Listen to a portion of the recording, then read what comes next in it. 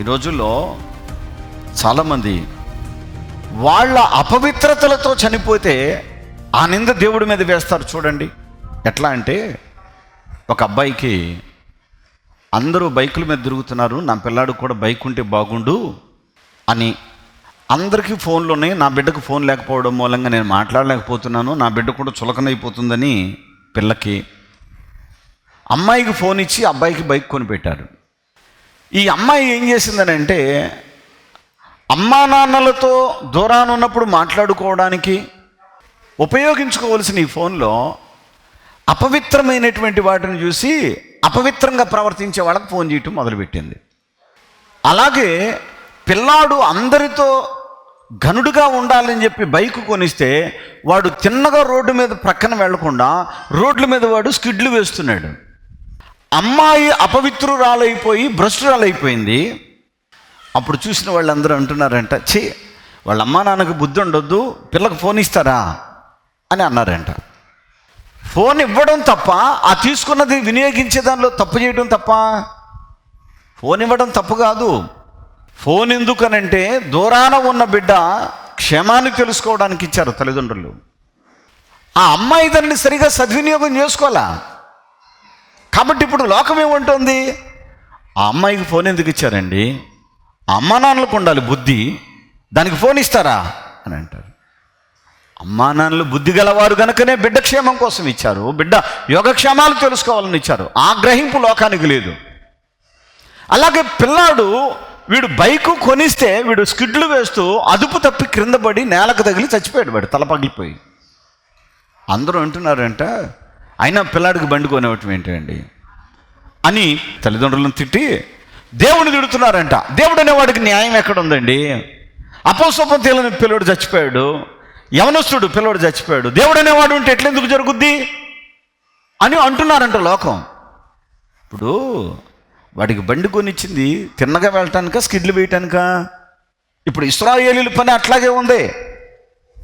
ఇశ్రాయేలీలకు కష్టపడకుండా, వారికి ఏ ఆపద కలగకుండా, పగటి వేళ ఎండ దెబ్బ కూడా తగలకుండా నీడగా మేఘస్తంభంలో దేవుడు వారితో వచ్చాడు.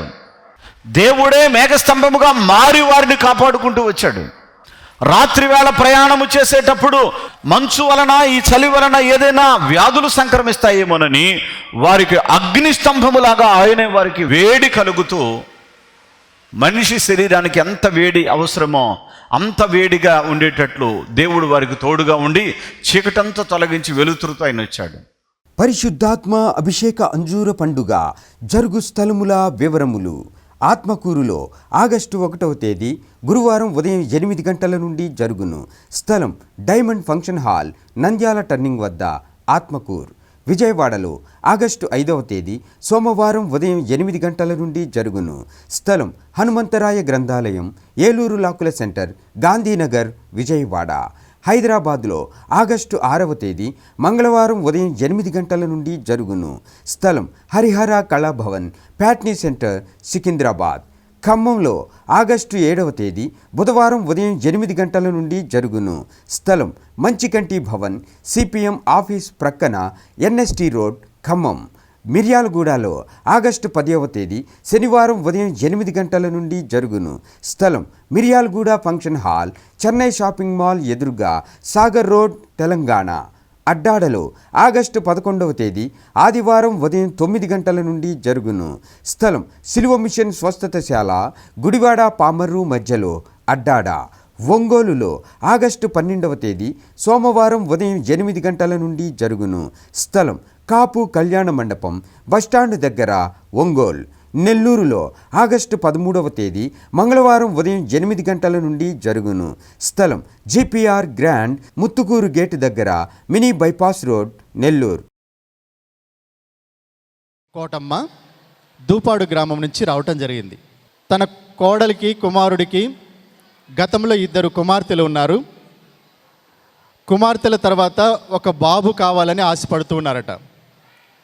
ఆశపడుతూ ఉన్నప్పుడు కోడలు గర్భం దాల్చింది. కిడ్నీలో రాళ్ళు ఉండటం వల్ల మరి డెలివరీ కష్టం అవుతుంది. కష్ట సమయంలో డెలివరీ చేయటం ఇబ్బంది అవుతుంది. మరి ఇది చాలా ప్రమాదంగా కూడుతున్నటువంటి పని అని చెప్పి డాక్టర్లు చెప్పారట. ఆ సమయంలో ఇక్కడ మరి జరుగుతున్నటువంటి పరిశుద్ధాత్మ అభిషేక అంజూర పండు గురించి విని ఇక్కడికి వచ్చి ప్రార్థన చేసుకుందట. ప్రభువా, నా కోడలు మంచి డెలివరీ జరగాలి, కుమారుడు పుట్టాలి, మీరు అనుగ్రహించే కుమారుడు నీ సాక్షిగా నిలబెట్టాలి ప్రభు అని చెప్పి మరి ఇక్కడికి వచ్చిన తర్వాత అంజూర పండు తీసుకొని వెళ్ళి ఆ అంజూర పండు తన కోడలికి ఇచ్చిందట. అమ్మ, ఈ అంజూర పండు తిను, నీ కిడ్నీలో ఉన్నటువంటి రాళ్ళు నీకు ఇబ్బంది కలిగించవు, నీ గర్భాన్ని దేవుడు ఆశీర్వదించి సుఖమైన కాన్పు జరుగుతుందని చెప్పి ఇచ్చి ప్రార్థన చేసుకున్నటువంటి అంజూర పండును తన కోడలికి ఇవ్వడం జరిగిందట. తన కోడలు భుజించిన తర్వాత అద్భుత రీతిగా దేవుడు తన కోడలు డెలివరీ విషయంలో సహాయం చేసి డాక్టర్లు మరి సిజేరియన్ చేసి మగ పిల్లవాడిని దేవుడిచ్చాడు.